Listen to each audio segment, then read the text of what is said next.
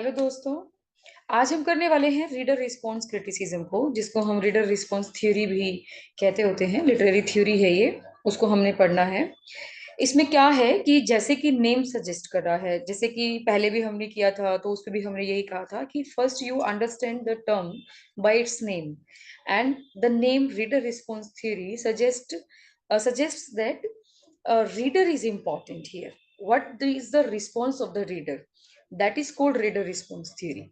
तो ये सब जो है हम इसमें पढ़ने वाले हैं कि किस तरीके से जो है ये थ्योरी जो है दी गई थी, किसने ये थ्योरी दी थी और इस थ्योरी में क्या क्या चीजें इंक्लूड हैं, क्रिटिक्स कौन कौन से रहे, ठीक है, कौन कौन सी बुक्स इसके अंदर इंपॉर्टेंट रही और कितने टाइप्स के जो है क्रिटिसिज्म है इसके रीडर रिस्पॉन्स के, वो हमने पढ़ने हैं। क्योंकि हमारा जो रीडर का रिस्पॉन्स रहता है वो अलग अलग कहते हैं ना कि तरीके से मैटर करता है।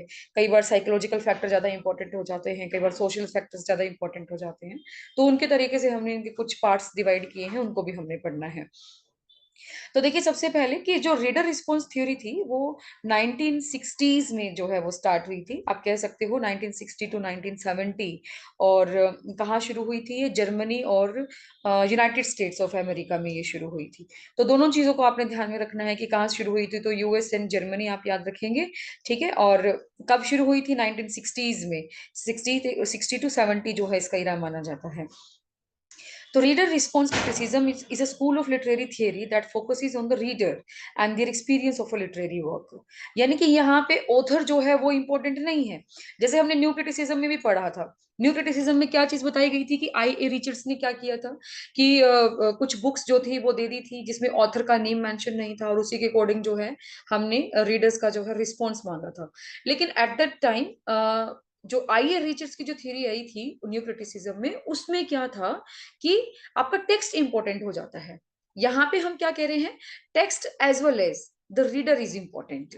ठीक है, तो रीडर भी इंपॉर्टेंट होता है, हमने यहाँ पे ये चीज मान करके चलनी है। तो उसी के अकॉर्डिंग इसको हम समझेंगे। तो न्यू क्रिटिसिज्म है जैसे कि, ठीक है, वो फोकस करता था किस पे? टेक्स्ट पे। ठीक है, जैसे कि अब रशियन फॉर्मुलिज्म की हमने बात की थी। रशियन फॉर्मुलिज्म फॉर्म के ऊपर डिपेंड करता है, फॉर्म की बात करता है। ठीक है, और रीडर रिस्पॉन्स थ्योरी रीडर की बात करेगा। ठीक है, तो इस तरीके से आपने इसको समझना है। तो क्या रहेगा आगे कि in contrast to other schools and theories that focus attention primarily on the author और the content and form of the work, reader response criticism focuses on the role of the reader in actively constructing text rather than passively consuming them। यानी कि ये नहीं है कि कोई भी लिख रहा है, कुछ भी लिख रहा है, हमने सिर्फ उसको पढ़ा और निगल लिया। ऐसा नहीं है। टेक्स्ट को किस तरीके से कंस्ट्रक्ट किया जाता है, दैट इज द मैटर। ठीक है, यानी कि अगर टेक्स्ट को पढ़ा ही नहीं गया है तो उसकी तो कोई वैल्यू ही नहीं रही। ओके।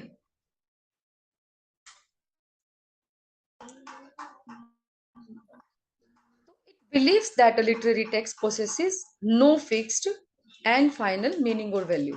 यानी कि हमने जो एक टेक्स्ट लिखा, अब एक रीडर से दूसरे रीडर, दूसरे रीडर से तीसरे रीडर अगर उसको पढ़वाते हैं तो कभी भी सेम व्यूज आने के चांसेस जो होते हैं वो बहुत थोड़े होते हैं। तो इसीलिए इसने बोला है कि जो कुछ भी लिख दिया, टेक्स्ट जो भी लिखा गया है उसका कभी भी फिक्स्ड और फाइनल मीनिंग नहीं होता। वेरिएशंस होती हैं बहुत सारी, क्योंकि जो रीडर होता है उसके जज करने का तरीका हमेशा अलग होता है। तो reader literary meaning and value are transactional, created by the interaction of the reader and the text. तो टेक्स्ट को रीड करते टाइम एक रीडर की क्या इंटेंशंस हैं, क्या उसका स्टेट ऑफ माइंड है, अकॉर्डिंगली ही will interpret the text. That is called reader response theory. तो ये हमने याद रखना है। Louis Rosenblatt is often credited with pioneering the reader response approaches in literature as Exploration 1938।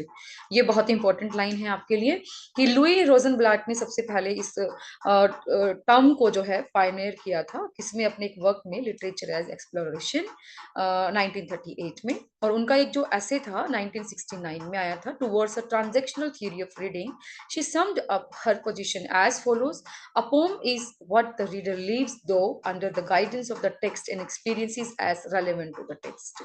Fine, ये लाइन आप याद रखिएगा, ये लाइन बहुत ज्यादा इंपॉर्टेंट है इसकी। तो इसमें कुछ मेजर जो है क्रिटिक्स हैं जो इंक्लूड हैं, वो कौन है? Norman Holland, Stanley Fish, David Bleich, Hans Robert Jauss, Wolfgang Iser, रोला बार्थी और C S Lewis and Rosenblatt. ठीक है, लुई रोजनब्लैट। तो ये सब हमारे पास इंपॉर्टेंट हो जाएंगे, ये आपने याद रखने हैं। क्योंकि क्यों याद रखने हैं कि कुछ ऐसे क्रिटिक्स हैं जिनका पर्टिकुलर हमारे पास जो है वर्क है, वो वर्क भी आपने याद रखने हैं। ठीक है, बुक्स हैं वो भी आपने याद रखनी है।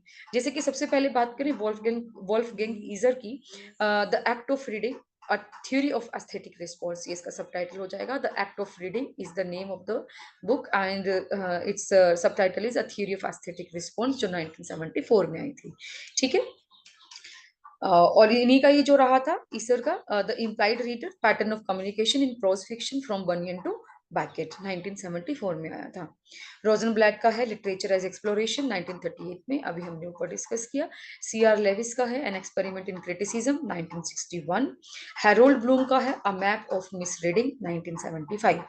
ठीक है, तो ये आपने पढ़ने हैं बहुत अच्छे तरीके से, याद भी रखने हैं। स्टैनले फिश का है is there a text in this class, okay, and the theory of interpretive communities, 1980। Jonathan Culler का है the pursuit of science, semiotics, literature, deconstruction, 1981। Hans Robert Jauss का aesthetic experience and literary hermeneutics, 1982। ठीक है, तो ये आप याद रखिएगा। और ये रोला भारती का सबसे इंपॉर्टेंट वर्क है death of an author, death of an author. ठीक है, ये याद रखिएगा। नेक्स्ट हमारे पास क्या है कि reader response theory could be categorize into several modes. Several modes यानी कि अलग अलग तरीके से जो है इनको डिवाइड किया गया है। ठीक है, ये चीज तो मैं आपको बार बार कह रही हूँ कि जितने रीडर्स होंगे उतने ही हमारे पास उसके टेक्स्ट का एनालिसिस हमारे सामने आता है। तो उसी के अकॉर्डिंग ही हमने रीडर रिस्पॉन्स थ्योरी को एक बार माइंड में सेट कर लेना है। तो जो न्यू क्रिटिसिज्म है और रीडर रिस्पॉन्स थ्योरी है, ये आप इनको दोनों को कंपेयर करते हुए याद करेंगे तो ज्यादा इंपॉर्टेंट रहेगा। कि वहां पे हमने सिर्फ टेक्स्ट को स्टडी करना था, यहाँ पे text as well as reader को स्टडी करना है, पर ज्यादा फोकस हमारा रीडर रिस्पॉन्स पे रहता है।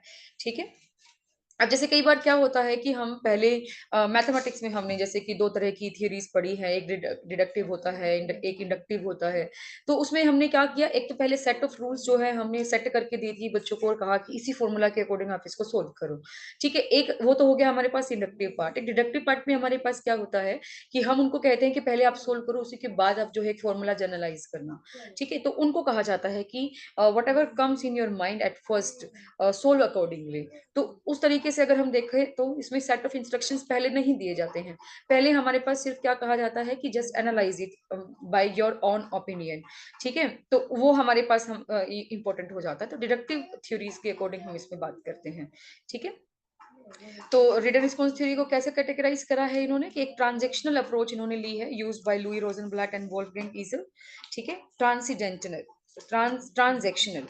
ठीक है, ये हमारे पास आ जाएगा। देन हमारे पास आता है historical context favoured by Hans Robert Jauss. आपने ये याद रखने हैं विद नेम, क्यों याद रखने हैं, क्योंकि ये डायरेक्ट हमसे कई बार पूछ लिए जाते हैं। रीडर रिस्पॉन्स थ्योरी के ट्रांजेक्शनल अप्रोच जो है किसने यूज की थी, Louis Rosenblatt and Wolfgang Isar ने की थी। हिस्टोरिकल कॉन्टेक्स्ट में जैसे कि हम कह देते हैं कि पीछे की कोई हिस्ट्री होती है, उससे रिलेटेड अगर हम उसको रिलेट करा करके देखते हैं तो उसको फिर ऐसे एनालाइज किया जाता है। हैंस रॉबर्ट जोस ने दिया था। अफेक्टिव स्टाइलिस्टिक्स की अगर हम बात करते हैं, अफेक्टिव स्टाइलिस्टिक्स में क्या होता है कि वो कहता है कि टेक्स्ट जब तक एग्जिस्ट नहीं करेगा तब तक, जब तक कि वो पढ़ा ना जाए। तो अगर मान लिया कि मैं कोई पोम लिखती हूँ, मैंने वो पोम लिख करके अपने पास रख ली, मैंने डिस्ट्रीब्यूट नहीं किया, किसी को पढ़वाया ही नहीं, मैंने उसको पब्लिश नहीं करवाया, then what is the use of that text, है ना। उसके लिए हमें एक रीडर की जरूरत होती है। तो अफेक्टिव स्टाइलिस्टिक्स में ये जो था किसने दिया था, स्टैनले फिश ने दिया था। ठीक है, psychological approach employed bye Norman Holland. Norman Holland ने क्या कहा कि जिस तरीके से हमारी साइकोलॉजी होती है, ठीक है, उसी के अकॉर्डिंग हम टेक्स्ट को एनालाइज करते हैं। ठीक है, जैसा हमारा दिमाग कहता है, साइकोलॉजी कहती है। ठीक है, जो नॉर्मल नहीं होता, इस तरीके से आप कह सकते हो। आपकी साइकोलॉजी के अकॉर्डिंग ही आप टेक्स्ट को क्या करोगे, एनालाइज करोगे।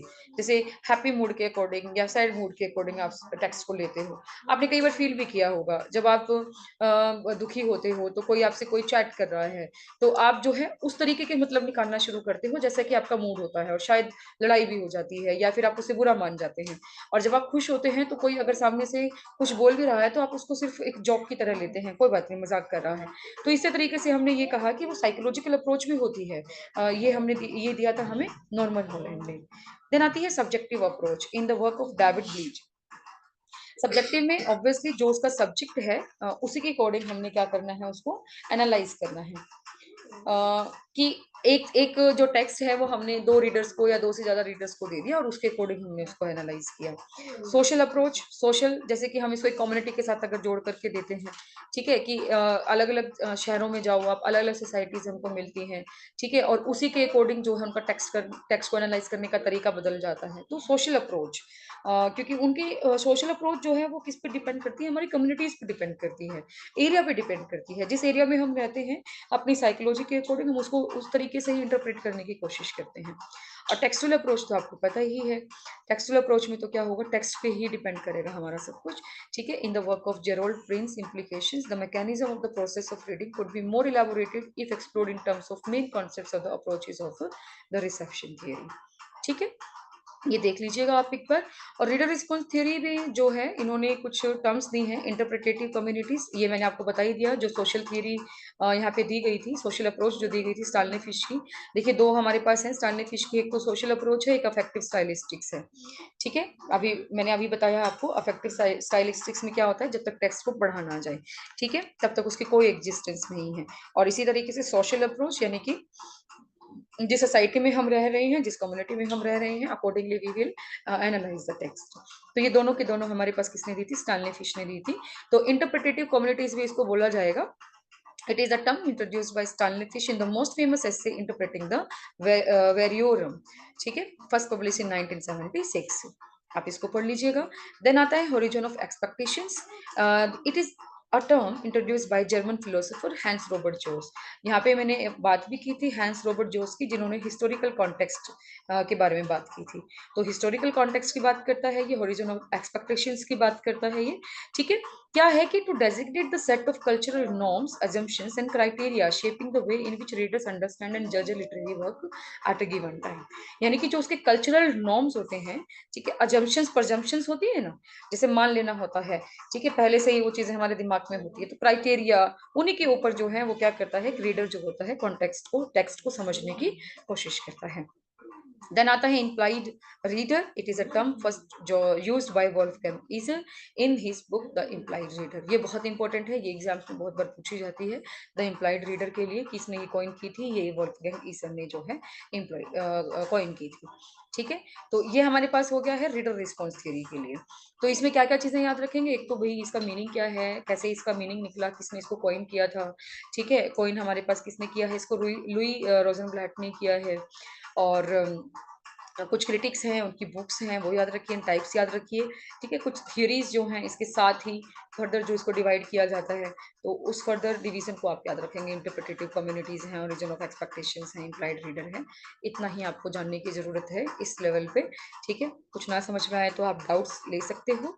इसमें इतना ही। नेक्स्ट जो हम कर रहे हैं वो न्यू हिस्टोरिसिज्म कर रहे हैं, वो दूसरी वीडियो में मैं आपको कराने वाली हूँ। Thank you very much.